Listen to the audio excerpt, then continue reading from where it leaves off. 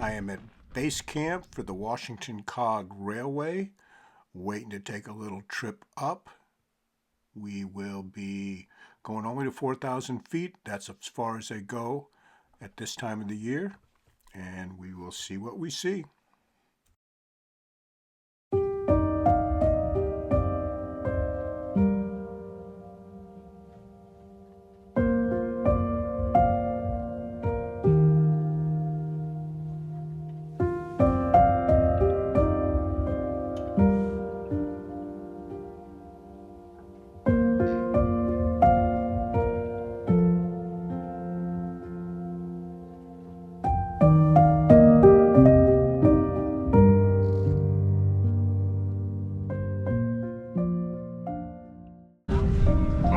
Go. You guys ready to climb a mountain? Yes!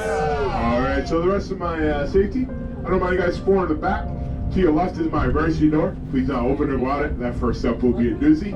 And also back there are my brakes. Please do not touch them. You would activate my brakes. We stop very quickly. Not fun. Just sit back, relax. I'll tell you about this awesome Cog Railway and this beautiful Mount Washington. Now, in extreme case of emergencies, there are parachutes under the benches. In the case of waterland, your seat cushion should be used as a flotation device. Some are laughing, some look scared. Please do not be scared. Remember, every day should be fun, every day should be adventure. We're about to climb a mountain. What's more adventure than that? So this is our first switch, called base switch. Runs off electricity. All our switches here are hydraulic automatic switches.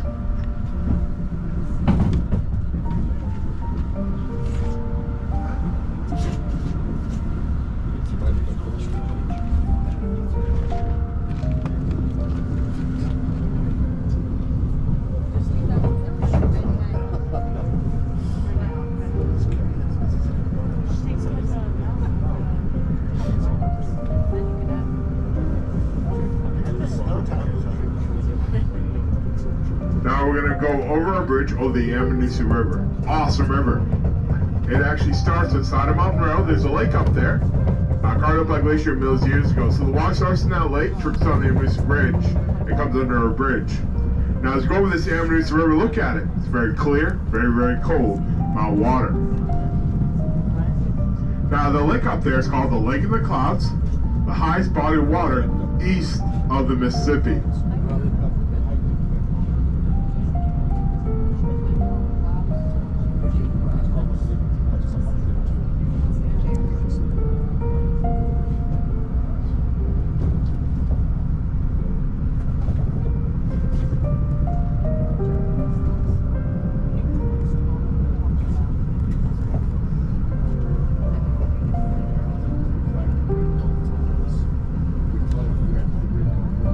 John just put the throttle down.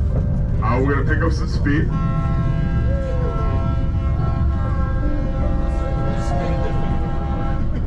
With that horn, we just reached our max speed of 5 miles an hour. Oh yeah!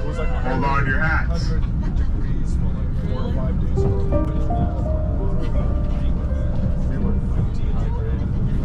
Now the biggest question that is always asked here is, how are you guys able to climb this mountain? What makes the Cog Railway different than your main line trains? Now if you look straight ahead, we have 2 rails just like main line. What the difference is in the middle of that rail, that's called the rack. If you look at it, it looks like a very long, thin ladder. It's laid down from the shop all the way to the summit. Now on the coach, there are 2 cog wheels with 4-inch teeth. On the engine, there are 4 cog wheels with 4-inch teeth. Now that cog wheel spinning, the 4-inch teeth will grab the spool of the rack, and that's how we're able to climb the mountain. We climb this like a ladder. The wheels on this coach are free to spin on their axle. They don't do anything momentum or braking. The wheels on this coach pretty much here are balance. Now if you want to see what a cog looks like, it's a sticker above the window. That's what a cog looks like. And that's how we're able to go up and down this beautiful mountain. Now you notice I'm here on the platform. My back to you. Not gonna be rude, but I got a important job.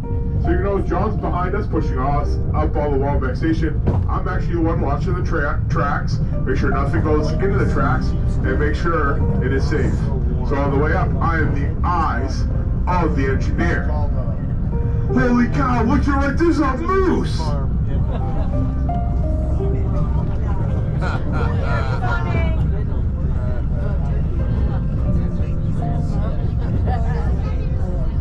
Yeah, I said there was a moose. Did not say he was alive.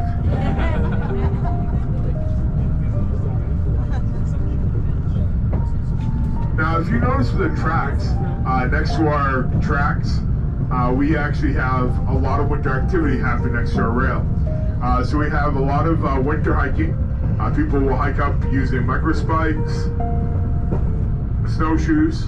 But the big thing that happens here is backcountry skiing. People have their skis on, won't lock on their heel, but they'll have a thing called a skin on the bottom. It's fabric that gives them traction. They're able to hike up as far as they want, and then they'll ski down. So they'll lock in their heels, take off the skin, and then they end up skiing down. They hike up on the left, and then they'll actually ski down on the right.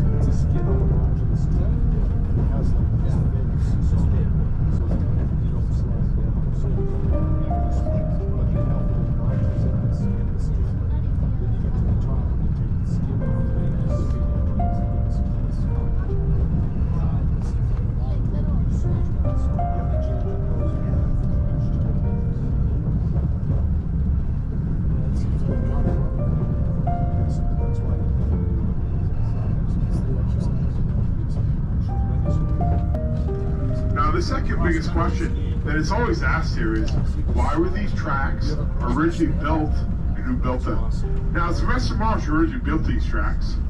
He was born September in 1803 in Campden, New Hampshire, about 30 minutes south from here. Now, like anybody born in the 1800s, Sylvester Marsh wanted to go west, make a fortune. He actually did. He ended up settling down in Illinois and Iowa area, where he made his money in the meatpacking and grain drying industry. Very smart man. He helped invent equipment, move those industries forward. Even smarter man. He put patents on his equipment that made him lots and lots of money. Now, he was out there for many years making a fortune. Then he came back to Campden, New Hampshire to retire. Now, he was only back 2 months. He started getting bored. So one day, Sylvester Marsh and a minister friend were hiking up Mount Washington. Now, they got above tree line, above 5,000 feet. All of a sudden, the storm came in very quickly. It got very cold, very dark, very windy and rainy. Now, with the clouds moving in all around them, they're having a hard time seeing and navigating where they're going. Now, Sylvester Marsh had a big decision to make. Do they turn around, come down Mount Washington, get shelter in these trees, or do they push for the summit? Now, in 1853, they finished building the Tip Top House on the summit of Mount Washington. Now, the Tip Top House is the original hotel on the summit, completely made out of stone, still up there to this day.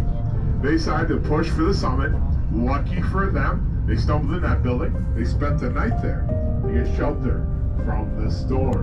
In the morning, when the storm had passed, Sylvester Marsh came out of the Tip Top House onto the summit of Mount Washington. He saw the amazing, beautiful views that summit could offer.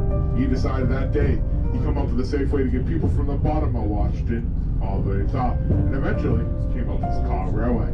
So you see, he originally built these tracks for tourism, which is amazing because at the time they were only building train tracks for transportation, for mining, and logging. For Sylvester Marsh will build this railway for tourism, shows how much a smart, clever man he was. He had to get a charter to build this railway, which he did, but he got during the Civil War. So he had to wait till the end of the Civil War in 1866. He got 300 men, he got horses, oxen, and a horizontal wood-fired seaman helped build these tracks. Took that crew 3 years, build over 3 miles of tracks. On July 3rd, 1869 is when we brought the first paying customers to the summit. This past July 3rd, we celebrated 156th birthday. We've been climbing this mountain for 157 seasons. Now, this is only our 5th winter going to Waumbek Station. Waumbek Station is about 3 to 4 years old. The highest we go in the winter. So we do this trip from the beginning of November to the end of October. The end of April. So beginning of November, the end of April, and the beginning of May to the end of October is when we go to the summit. That's how our season works.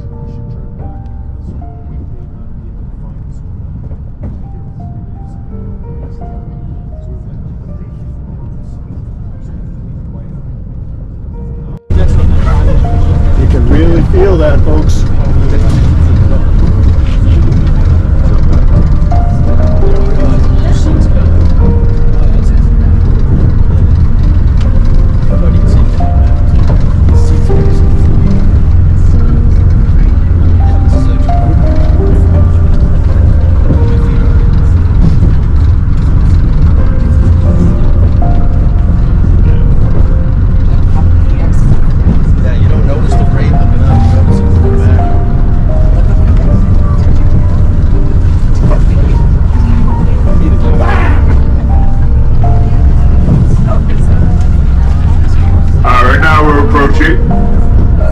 Our second switch. This is the lower Waumbek switch. We're going to go through the switch, go to the left, bring us to Waumbek Station, and yes, that station is level.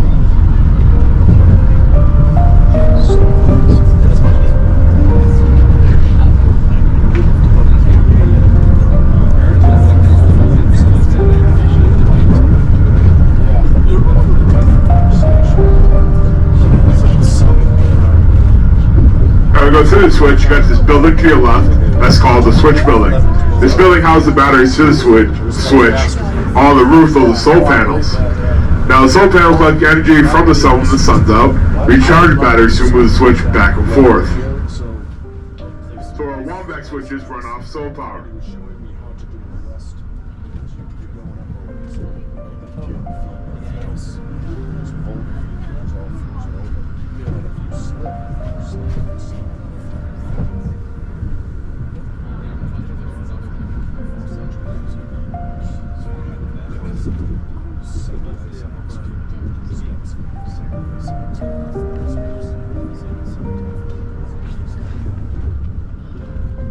Now the third deck is a great deck for pictures.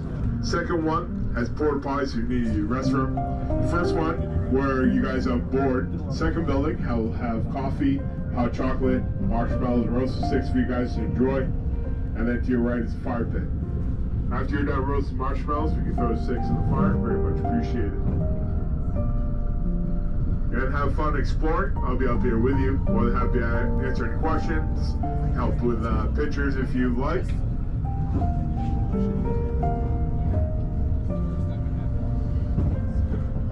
Again, just please stay off the tracks for me and enjoy Waumbek Station.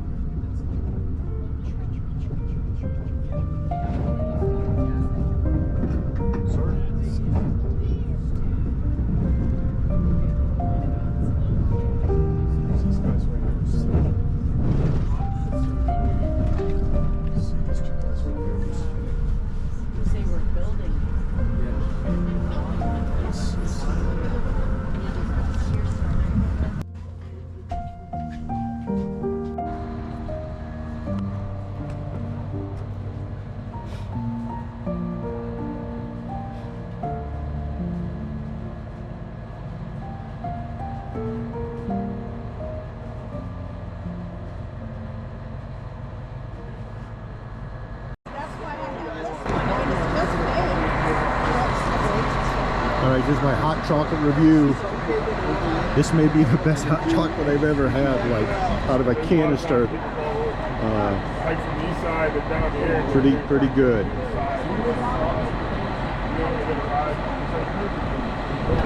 That's good chocolate.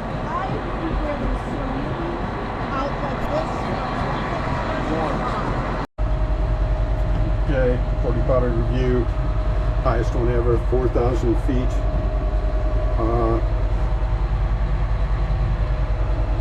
I guess it's okay for 4,000 feet. Otherwise, pretty stinky. Must be pretty hard to keep these clean up here. That's my review. 4,000 feet here. Now we're close to the summit. Watch your ears.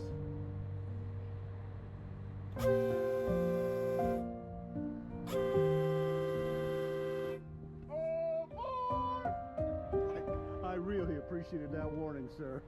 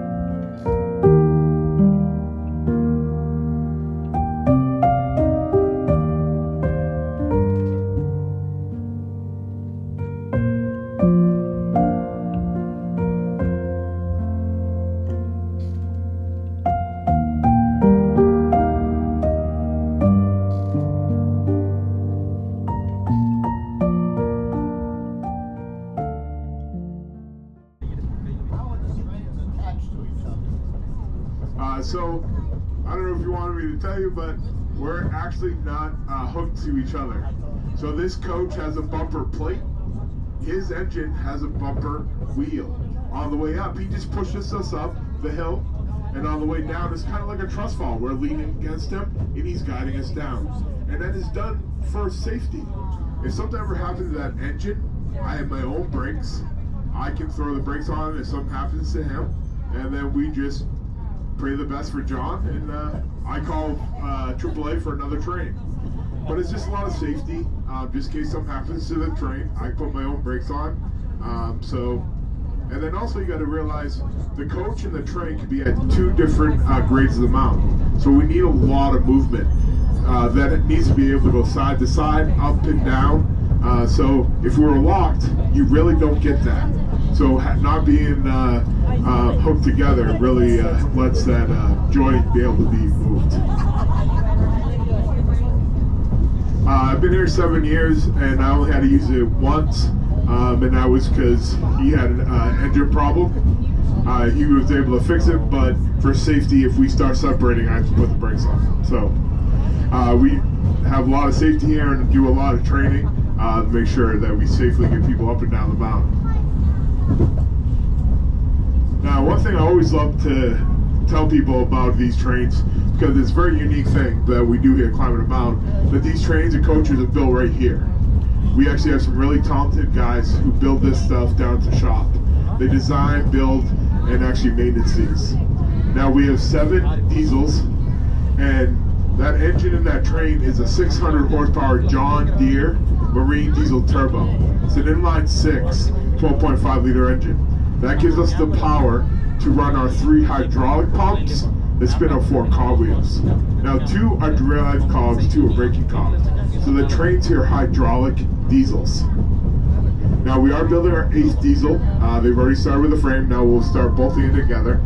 That one's going to be purple. I guess the color they picked out will be plum crazy. And then we have 8 coaches. Last one built here was the pink one in 2022. The pink coach is made out of pine and basswood. This is made out of oak and basswood. Oak and pine is used because they're strong wood, good for staining, but basswood is used because they're good for bending, shaping, and carving. And again, they're built from the ground up. I watch them build the benches you're sitting on, and then the artwork on the outside of the coaches is hand painted. It's really cool. And being unique, a lot of things we need is designed by us. So we have a snowblower that attaches to our orange train. That's the last train that built in 2019. Now our mechanical engineer designed this snowblower company, built it. Snowblower is as wide as a train, so it's 4 feet tall. It gets bolted to the front frame. What's different than that orange train, hydraulic pumps in the front. So we're able to take the 2 hydraulic hoses, hook it to the hydraulic tank, and we're able to use the snowblower. And we run it out the first train in the morning. We have a snowstorm, and it'll blow the snow right off the tracks. Really amazing, and it's very powerful to throw it all the tree line.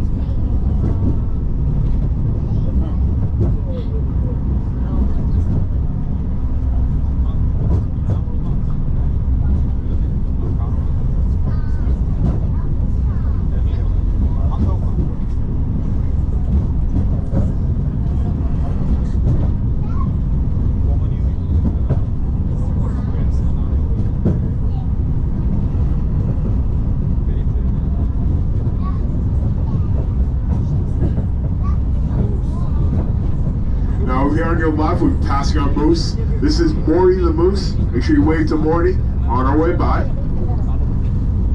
Now, another cool thing I always point out because we can see it is I never get tired of the scenery. You'll notice the clouds, then you see the sun going through the clouds, just kind of like spotlights on the different parts of the mountain. It's always cool. When you think you've seen it all of a sudden you see something new. So it's always cool, and I can't complain about the kind of office I work in.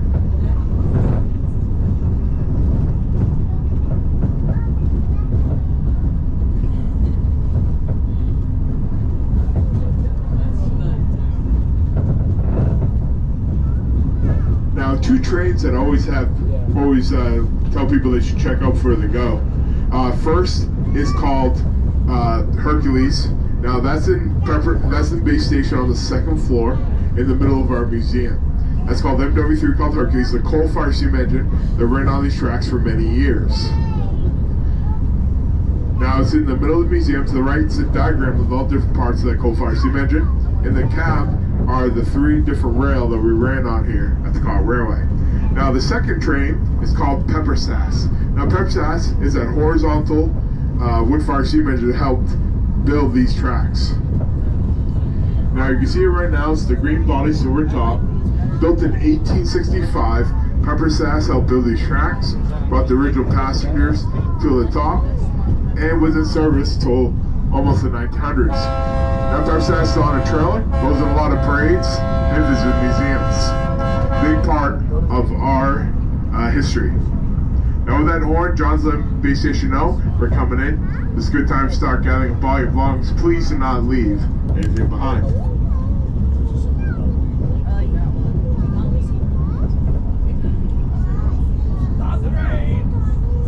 Now John's slowing down to go over our bridge. Remember, this goes over the Ammonoosuc River.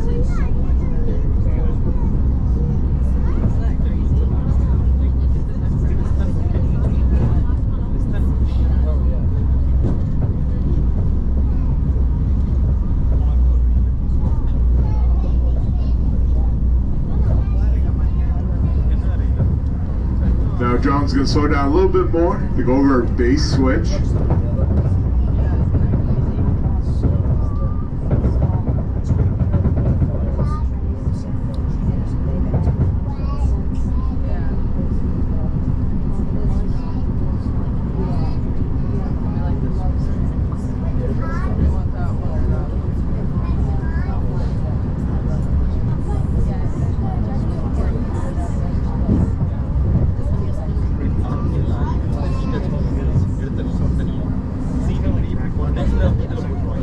Now at this time, I ask guys please remain seated.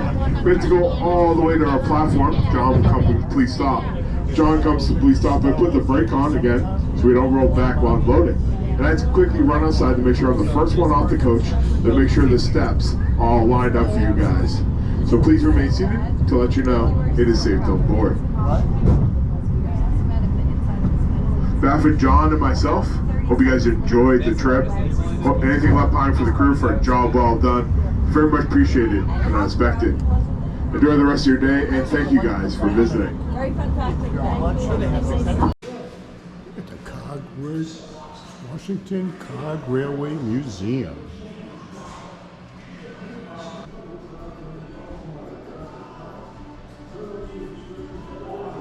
Oh, I like this, the Daredevil's Shingo. So, this is well before OSHA.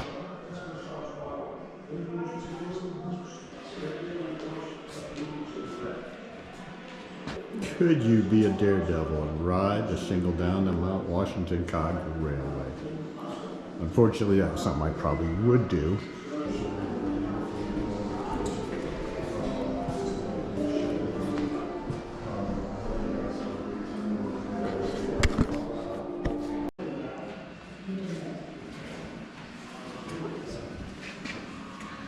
And they laughed at him, Sylvester Marsh, and not because of his name.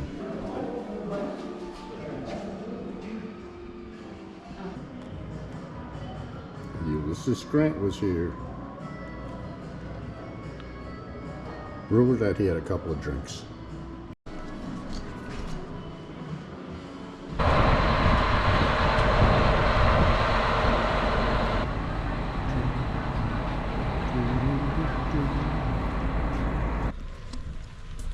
Mount Washington,